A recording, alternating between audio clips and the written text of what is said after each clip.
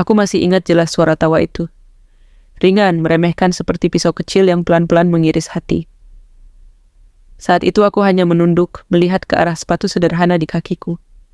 Dan dalam hati aku berbisik. Baik, tertawalah hari ini. Tapi suatu saat kalian yang akan menunduk.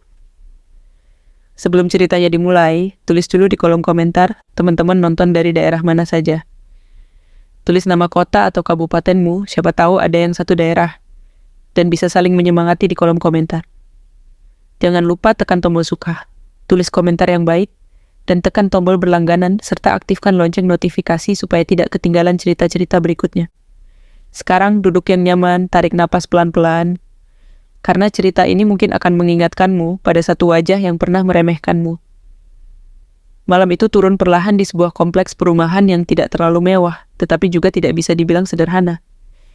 Lampu-lampu jalan mulai menyala, menebarkan cahaya kekuningan yang jatuh di atas aspal basah sisa hujan sore. Angin bergerak pelan, menggoyangkan dedaunan, membawa aroma tanah, dan sedikit wangi masakan dari dapur-dapur rumah yang penghuninya bersiap pergi ke kondangan. Di salah satu rumah, seorang perempuan berdiri lama di depan cermin. Namanya Naya. Wajahnya tidak berlebihan, tidak juga terlalu polos. Ada kelelahan di sana, bercampur dengan ketenangan yang seperti dipaksa. Rambutnya disanggul sederhana, beberapa helai kecil jatuh di sisi wajah. Membuatnya tampak lembut. Cahaya lampu kamar mengenai kulitnya yang sedikit pucat setelah hari yang panjang. Di atas ranjang, gaun berwarna krem lembut sudah rapi. Tidak mewah, tapi jatuhnya anggun.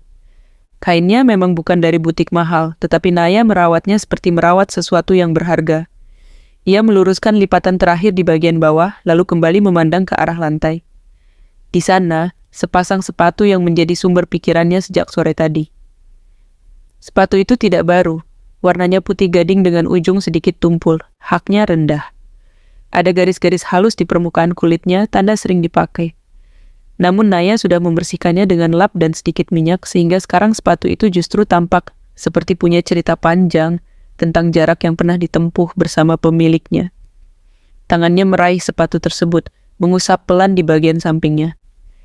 Maaf ya, malam ini kita pergi ke tempat yang tidak terlalu ramah buat hal-hal sederhana seperti kamu. Batinnya lirih. Tapi hanya kamu yang paling nyaman kupakai. Ia menghela napas panjang. Hari ini seharusnya menjadi hari yang besar baginya, bukan karena kondangan keluarga besar suaminya. Bukan karena ia akan bertemu banyak orang yang dulu meremehkannya. Tapi karena beberapa jam sebelumnya, ia baru saja kembali dari sebuah pertemuan penting di sebuah hotel bintang 5 di pusat kota. Pertemuan yang, jika orang lain mendengarnya, mungkin akan membuat mereka sulit tidur semalaman. Pagi tadi, Naya duduk di sebuah ruangan dingin dengan langit-langit tinggi, penuh lampu gantung dan lukisan-lukisan abstrak. Di hadapannya, beberapa investor luar negeri memperhatikannya dengan sorot mata serius, sesekali mengangguk ketika ia menjelaskan proyeksi perusahaannya. Suaranya tegas, tangannya sesekali bergerak menekankan poin-poin penting. Ia berbicara tentang angka, strategi, ekspansi ke beberapa negara, tentang mimpi yang, kalau diceritakan di rumah, mertua mungkin hanya akan dianggap sebagai omong kosong perempuan yang kebanyakan bermimpi. Namun begitu pertemuan selesai dan kesepakatan awal tercapai, ia justru kembali ke rumah dengan senyap. Ia menyimpan semua berita besar itu di dalam hatinya. Tidak ada sorak-sorai. Tidak ada pelukan. Di dalam rumah ini, ia belajar bahwa kadang kabar paling indah pun lebih aman disimpan sendiri. Nay, sudah siap belum? Suara itu datang dari luar kamar. Suara laki-laki, datar, sedikit berat suaminya, Raka. Iya, sebentar, jawab Naya pelan. Ia mengenakan gaunnya perlahan, merapikan setiap garis kain. Saat ia menyusuri tubuhnya dengan jemari, ada monolog yang tidak terdengar oleh siapapun. Di ruangan tadi pagi, mereka memanggilku dengan sebutan direktur. Di rumah ini, aku hanya dipanggil istri yang terlalu diam. Lucu ya? Naya tersenyum tipis pada bayangannya sendiri di cermin senyum yang lebih mirip usaha menenangkan diri. Ia mengambil sepatu yang tadi ditatapnya begitu lama, lalu duduk di tepi ranjang. Saat tali kecil di pergelangan kaki itu dikaitkan, ada rasa mantap sekaligus was-was. Ia tahu iparnya, istri kakak, dari suaminya, bukan tipe orang yang akan melewatkan kesempatan untuk mengomentari sesuatu yang tampak kurang mewah di matanya. Namanya Siska, perempuan yang selisih beberapa tahun di atas Naya jauh lebih fasih. Bercerita tentang tas keluaran terbaru daripada tentang rasa syukur. Senyumnya manis ketika di depan orang banyak, tapi matanya selalu sibuk menilai dari ujung rambut sampai ujung kaki setiap orang di sekitarnya. Naya berdiri, mengambil tas tangan kecil berwarna senada dengan gaunnya. Tas itu pun tidak bermerek tetapi bersih dan terawat. Ia merapikan sedikit bedak di wajahnya, menyapu tipis lipstik berwarna lembut, lalu keluar dari kamar. Di ruang tamu, Raka duduk di sofa, memainkan telepon genggamnya. Kemeja biru dongker yang ia pakai membuatnya tampak rapi. Namun sorot matanya ketika menoleh ke arah Naya tidak terlalu banyak berkata-kata. "Sudah?" tanya Raka singkat. "Sudah," jawab Naya, sambil menahan diri untuk tidak mengharapkan pujian apapun. Raka mengangguk sekilas. "Ya sudah, kita berangkat. Nanti di rumah Mama pasti sudah ramai. Ibu mau berangkat bareng-bareng." Naya mengamini dalam hati. Rumah mertua memang selalu ramai, terutama kalau ada acara keluarga besar seperti malam ini. Sepupu-sepupu, paman, bibi, semuanya seolah berkumpul hanya untuk dua hal, makan dan bercerita.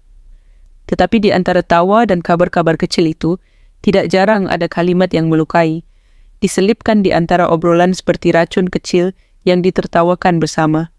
Perjalanan menuju rumah mertua ditempuh dalam diam. Raka sibuk dengan jalanan, Naya sibuk dengan pikirannya. Investor dari luar negeri itu tadi bilang, "Mereka percaya sama caraku memimpin." Batin Naya. "Lucu, di rumah ini, setiap kali aku bicara soal ide, mereka bilang aku terlalu banyak teori." Malam di luar jendela mobil tampak seperti rangkaian lampu kota yang mengalir. Hotel tempat meeting tadi pagi sudah jauh tertinggal. Naya menatap kilatan lampu dari kejauhan, seolah di sana ada versi dirinya yang lain, yang tidak perlu menahan diri ketika berbicara. Begitu mobil memasuki area rumah mertua, suara-suara sudah terdengar. Tawa, suara anak-anak berlarian, suara piring dan sendok dari dapur. Dan tentu saja, suara khas Siska yang selalu sedikit lebih keras dari orang lain, seakan dunia adalah panggung dan ia pemeran utamanya. "Raka sudah datang!" teriak suara ipar laki-laki dari teras. Naya turun pelan dari mobil. Tangannya memegang bagian gaun agar tidak tersangkut pintu. Ia merasakan sepasang mata langsung menelusuri penampilannya. Dari ambang pintu, Siska berdiri dengan gaun berkilauan warna emas menyala, penuh payet. Rambutnya ditata di salon, bergelombang rapi, dan di tangannya tergantung tas kecil bermerek yang sengaja dipegang agar logo besarnya terlihat. "Wah, akhirnya datang juga, pasangan hemat kita," ucap Siska dengan tawa renyah yang terdengar manis di permukaan, namun penuh ironi. Beberapa orang di dekatnya ikut tertawa kecil. Naya tersenyum, menunduk sedikit. Ia sudah terbiasa. "Maaf ya, tadi agak macet," jawab Raka, berusaha biasa saja. Siska menghampiri, tangannya menyentuh lengan Naya sekilas, seolah akrab. Tetapi matanya langsung jatuh ke arah sepatu di kaki Naya. Pandangannya berhenti di sana. Mengamati, menilai. Bibirnya kemudian melengkung, bukan dalam senyum tulus, melainkan senyum yang siap mengeluarkan kalimat. "Loh, Nay." Suara Siska meninggi sedikit, sengaja dibuat agar beberapa orang di sekitar mendengar. "Kamu pakai sepatu itu ke kondangan?" Beberapa kepala menoleh Naya merasakan seolah ruangan menyempit. Ia mengangkat wajah, memaksa tersenyum. "Iya, kenapa?" tanyanya, suaranya lembut. Siska tertawa pendek. "Sepatu sederhana begitu dibawa ke kondangan, malu-maluin." Tawa pecah di sekitar mereka. Ada yang mencoba menahan, ada yang tidak. Beberapa sepupu saling pandang, menutupi mulut dengan tangan, sementara mata mereka jelas-jelas menelusuri sepatu itu dari atas sampai bawah. Naya menunduk seketika, bukan karena ia merasa bersalah, bukan karena ia setuju dengan kalimat itu, tetapi karena ia tahu, jika ia menatap mata mereka sekarang, mungkin ia akan melihat refleksi dirinya dalam bentuk yang paling merendah. Di dalam kepalanya, suara lain muncul. "Di ruangan tadi, aku pakai sepatu yang sama."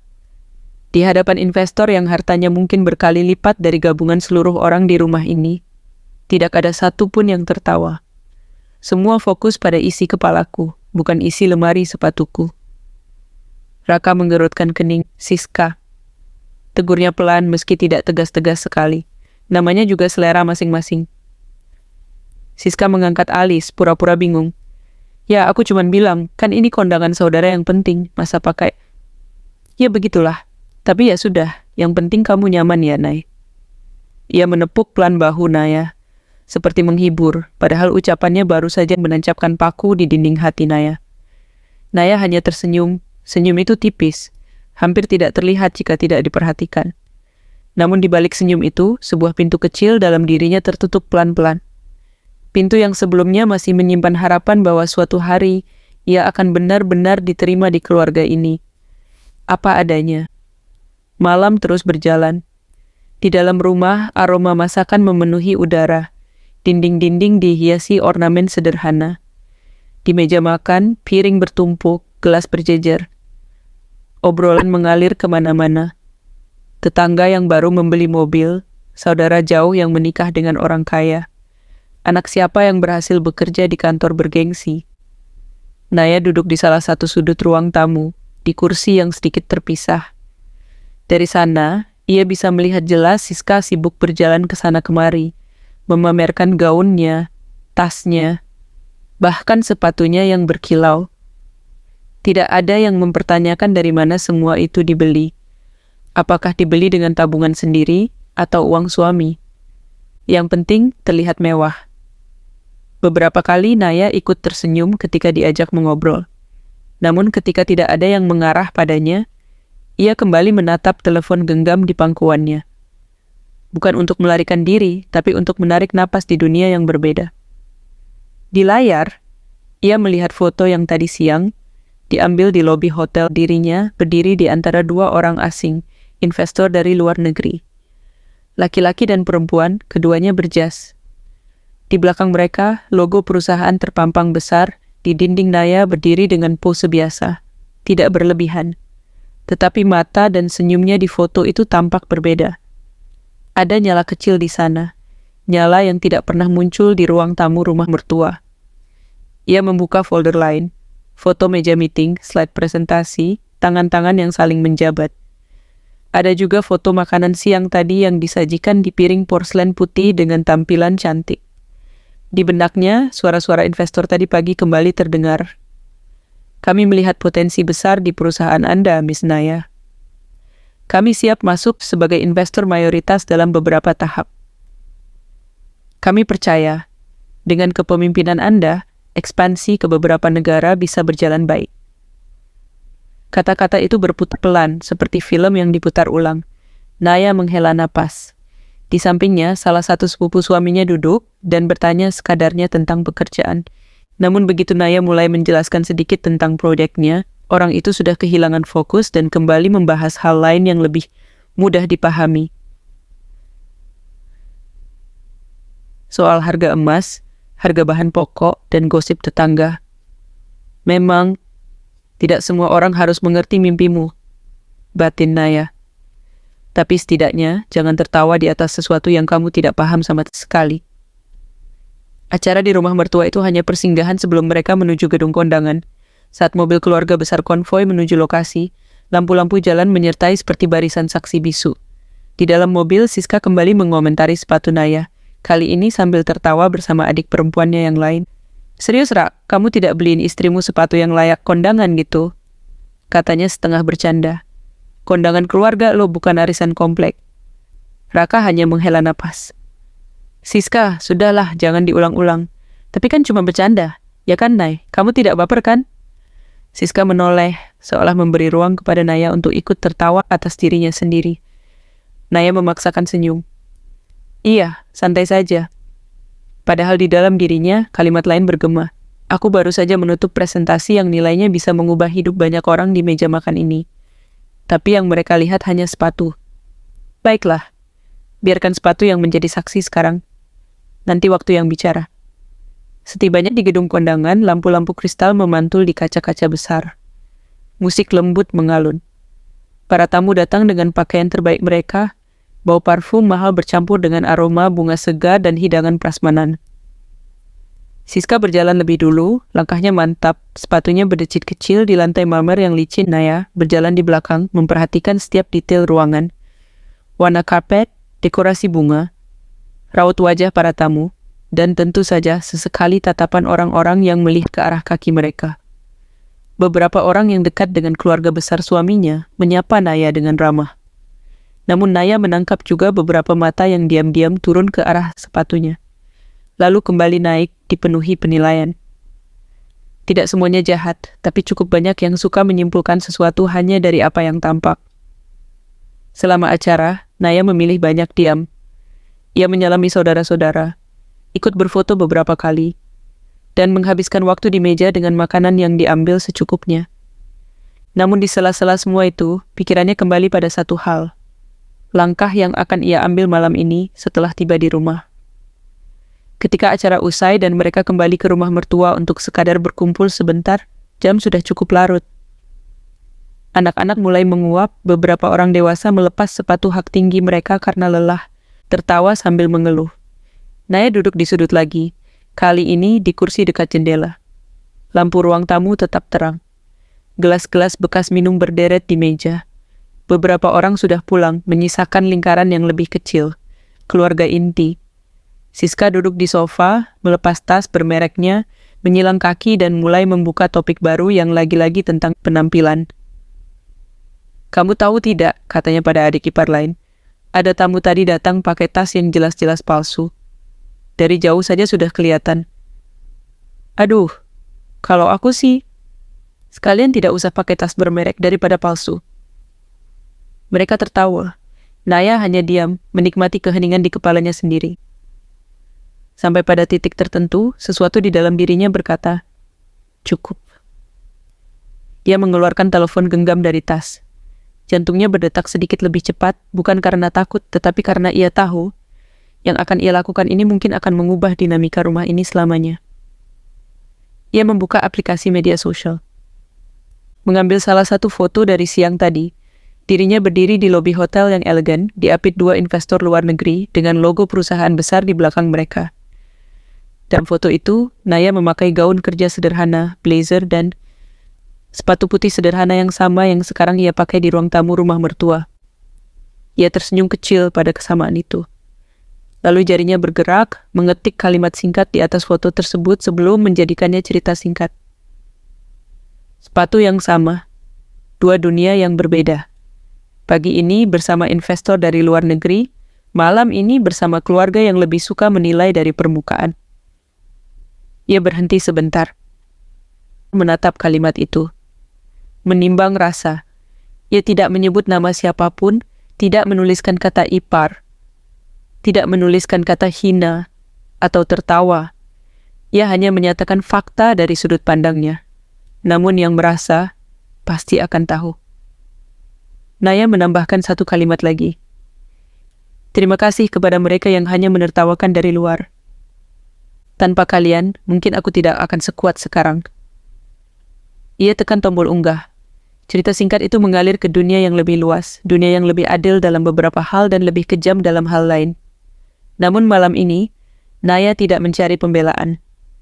Ia hanya ingin mengembalikan sedikit keseimbangan pada dirinya. Sesaat, tidak ada yang terjadi. Ia menyimpan kembali telepon genggamnya, mengalihkan perhatian seolah tidak terjadi apa-apa. Tetapi beberapa menit kemudian, getaran kecil mulai terasa di tasnya. Sekali, dua kali, tiga kali. Berulang-ulang, Naya menarik keluar telepon genggamnya perlahan. Di layar notifikasi berjejer. Pesan masuk, tanda suka, komentar. Dan beberapa panggilan tak terjawab dari nama yang sudah ia duga. Siska. Panggilan pertama, Naya diam. Panggilan kedua, ia menatap layar lebih lama. Panggilan ketiga, ia menekan tombol diam.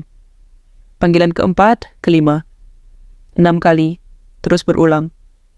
Hanya dalam beberapa menit, cerita singkat yang ia unggah tadi sudah dilihat banyak orang. Beberapa teman lama meninggalkan komentar, memujinya, mengirim doa, menulis betapa mereka bangga. Ada yang bilang, kamu memang pantas di sana, Nay. Ada juga yang menulis, tetap rendah hati. Ya, meski banyak yang tidak mengerti. Naya merasakan matanya sedikit panas. Bukan karena ingin membuktikan sesuatu pada dunia, tetapi karena untuk pertama kalinya malam itu, ia merasa tidak sendirian. Ada orang-orang di luar tembok rumah ini yang melihat dirinya apa adanya, dan bukan dari sepatu di kakinya. Di seberang ruangan, Siska yang tidak pernah lepas dari telepon genggam tiba-tiba terdiam. Wajahnya yang dari tadi penuh semangat bercerita, berubah perlahan. Matanya menyipit menatap layar, bibirnya sedikit terbuka, napasnya tertahan. Ia melihat foto itu. Naya berdiri di lobi hotel bersama investor luar negeri dengan pakaian rapi dan aura kepercayaan diri yang tidak pernah ia lihat di rumah ini. Dan sepatu putih sederhana itu, yang tadi pagi ia tertawakan, kini menjadi saksi bisu bahwa penilaiannya selama ini sangat sempit. Ini, apa maksudnya? Batin Siska. Ada rasa panas naik ke wajahnya, tangannya sedikit gemetar. Ia membuka profil Naya, melihat kembali beberapa unggahan lama yang mungkin sebelumnya ia abaikan foto kantor. Tim kerja, sertifikat penghargaan potongan artikel media yang menyebut nama Naya sebagai salah satu pengusaha muda yang berpengaruh di bidangnya. Ia menemukan satu artikel yang menulis tentang kerja sama dengan investor luar negeri, menyebutkan jumlah investasi, yang nilainya, kalau disebutkan dengan angka, mungkin akan membuat siapapun di ruangan itu sulit bernapas. Namun meski artikel itu tidak menyebutkan angka dengan rinci, Siska cukup mengerti dari kata-katanya. Investasi besar, nilai yang sangat signifikan, ekspansi ke beberapa negara. Panggilan pertama ia lakukan dengan tangan sedikit gugup, tidak diangkat. Panggilan kedua, ketiga, keempat, semuanya berujung sama. Naya tidak mengangkatnya. Di sudut ruangan, Naya memegang telepon genggamnya erat-erat. Ia melihat nama Siska berkedip di layar. Lalu menghilang. Lalu muncul lagi. Ada pergulatan di dalam dirinya. Mereka menertawakanku di depan banyak orang tanpa merasa bersalah. Sekarang, setelah dunia luar melihat siapa aku sebenarnya, mereka panik. Haruskah aku mengangkatnya dan mempermudah jalan mereka meminta maaf? Atau biarkan dulu mereka duduk bersama rasa yang selama ini mereka bagi padaku. Tidak didengar. Ia menutup mata sesaat, menarik napas dalam-dalam. Dalam hening itu, ia berbicara pada dirinya sendiri dan pada sesuatu yang lebih besar di atas semua manusia. Yang di atas, beri aku hati yang tetap lembut. Aku tidak ingin balas dendam, aku hanya ingin mereka belajar. Getaran telepon kembali datang. Kali ini bukan hanya panggilan, tapi pesan singkat dari Siska. Nei, kamu lagi di mana? Bisa angkat telepon sebentar? Maaf ya kalau tadi bercanda kebablasan. Kita ngomong baik-baik ya, tolong angkat. Naya membaca semua itu pelan-pelan. Ada bagian dari dirinya yang ingin tersenyum kemenangan, namun ia menahan diri. Ia mengingat bahwa sejak awal, ia tidak ingin mempermalukan siapapun. Ia hanya ingin berdiri tegak di hadapan dirinya sendiri. Beberapa menit kemudian, Siska berdiri dari sofa, menyelinap ke kamar belakang, menjauh dari orang lain. Di sana, ia kembali menekan tombol panggil. Kali ini, Naya menghela napas dan memutuskan untuk mengangkat. Halo? Suara Naya terdengar tenang. Nay! Suara di seberang langsung bergetar. Kamu lagi di mana? Di ruang tamu. Di rumah ini? Jawab Naya pelan. Siska di mana? Siska menelan ludah. Aku, di kamar belakang Nay, aku tadi lihat cerita singkatmu. Naya tidak menjawab, ia membiarkan keheningan menggantung. Di seberang, Siska merasakan sesuatu yang tidak pernah ia rasakan sebelumnya. Malu. Nay, maaf ya, tadi aku cuma bercanda soal sepatu itu. Naya mengalihkan pandangannya ke arah sepatunya sendiri yang masih menempel di kakinya. Bercanda? Ulang Naya, lembut. Kalau aku boleh jujur, Siska, itu bukan pertama kalinya kamu bercanda seperti itu. Hanya karena aku diam, bukan berarti aku tidak merasa. Di ujung sana, Siska menarik napas gemetar. Aku tahu aku sering kebablasan. Aku pikir, ya kita kan keluarga, jadi santai saja. Kamu tidak sadar kalau kata-katamu bisa membuat orang merasa kecil? potong Naya, masih dengan suara yang tidak meninggi. Aku sudah lama belajar diam. Bukan karena aku lemah, tapi karena aku memilih menghormati rumah ini. Menghormati mama, menghormati kakakmu, menghormati kamu juga. Tapi malam ini, aku ingin kamu tahu, sepatu yang kamu tertawakan itu menemaniku berjalan sejauh yang mungkin tidak pernah kamu bayangkan. Siska menutup mulutnya dengan tangan. Air mata mulai mengalir tanpa ia minta. Aku tahu sekarang, Nay. Suaranya patah. Aku lihat foto tadi. Kamu luar biasa. Kamu ternyata sudah sejauh itu, sementara aku malah sering ngerendahin kamu. Aku malu, Nay. Aku benar-benar malu. Tidak apa-apa merasa malu, jawab Naya pelan. Rasa malu kadang adalah pintu pertama menuju perubahan. Kamu kaget ya? Lihat komentarku, lihat ceritaku. Jujur, aku lebih sedih daripada kaget, ucap Naya. Sedih karena untuk seseorang di luar sana, aku bisa jadi sosok yang mereka banggakan.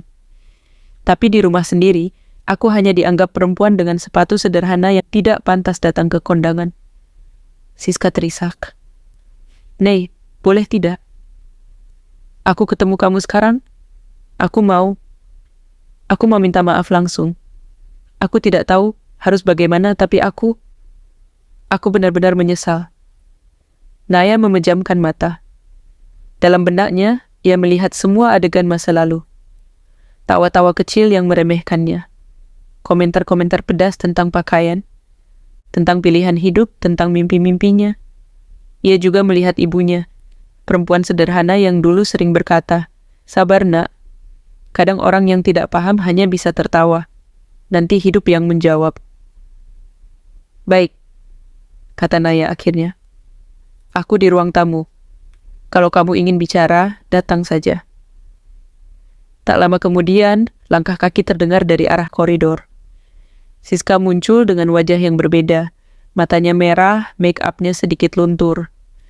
Gelang-gelang di tangannya masih berkilau, tapi kilau itu sekarang seperti tidak ada artinya dibanding rasa malu yang menyelimuti dirinya. Di depan anggota keluarga lain, ia berhenti sebentar lalu melanjutkan langkah ke arah Naya. Suasana ruangan perlahan menjadi hening. Mereka yang semula tertawa, mulai menyadari ada sesuatu yang berubah. Siska berdiri di depan Naya, menatap ke bawah pada sepatu yang tadi ia tertawakan. Lalu perlahan ia menurunkan tubuhnya berlutut di hadapan Naya. Tangannya menyentuh kaki kursi, suaranya pecah. Nay, maafkan aku, ucapnya. Terisak. Selama ini aku sombong, aku merasa paling tahu, paling pantas menilai orang lain dari penampilan. Padahal, aku bahkan tidak tahu seberapa besar dunia yang kamu jalani di luar rumah ini. Beberapa orang di ruangan terkejut. Ada yang menutup mulut, ada yang langsung berdiri, bingung harus berbuat apa. Siska, bangun, ini kenapa? Suara ibu mertua terdengar cemas, namun Siska menggeleng, masih berlutut. Ma, biarkan aku seperti ini dulu, selama ini aku membuat Naya merasa kecil. Menghinanya dengan kata-kata yang kubilang hanya bercanda. Hari ini, aku ingin merendahkan diriku sendiri, supaya aku ingat bahwa aku bukan siapa-siapa untuk menilai orang lain. Air mata menetes di pipi Naya.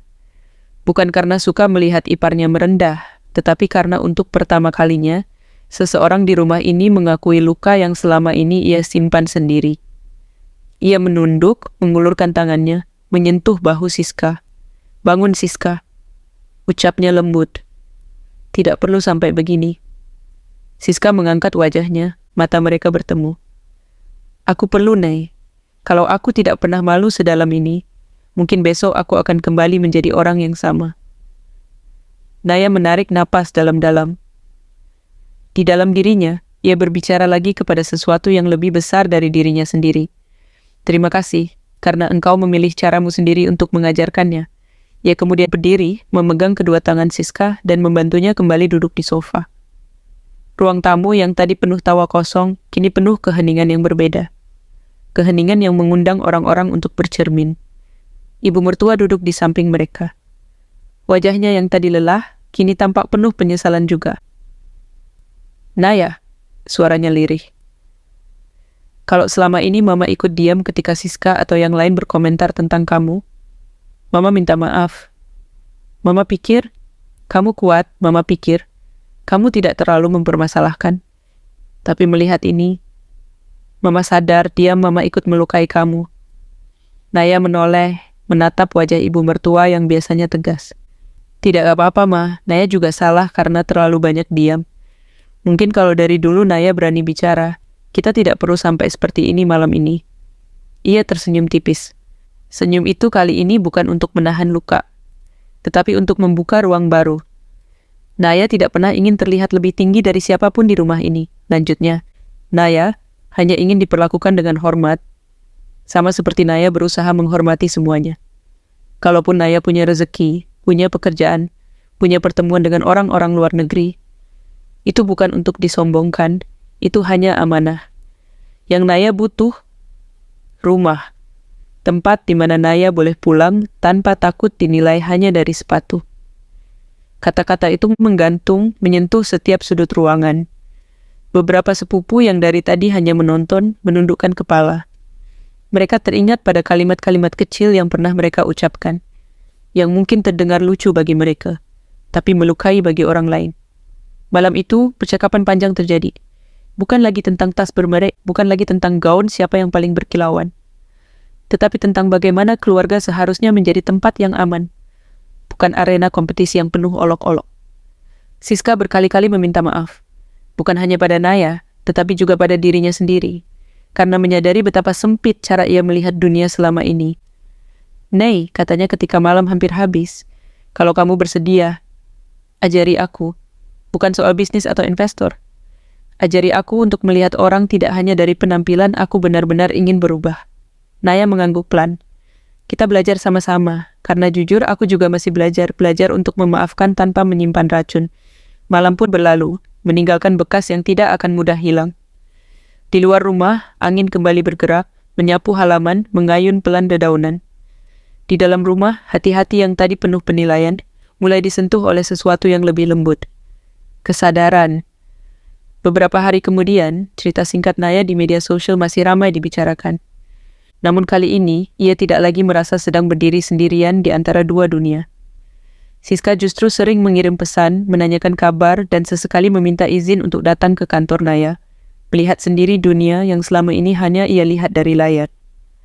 Suatu siang, ketika Siska duduk di ruang kerja Naya yang dipenuhi cahaya matahari dan tumpukan dokumen, ia menatap sepasang sepatu putih di sudut ruangan.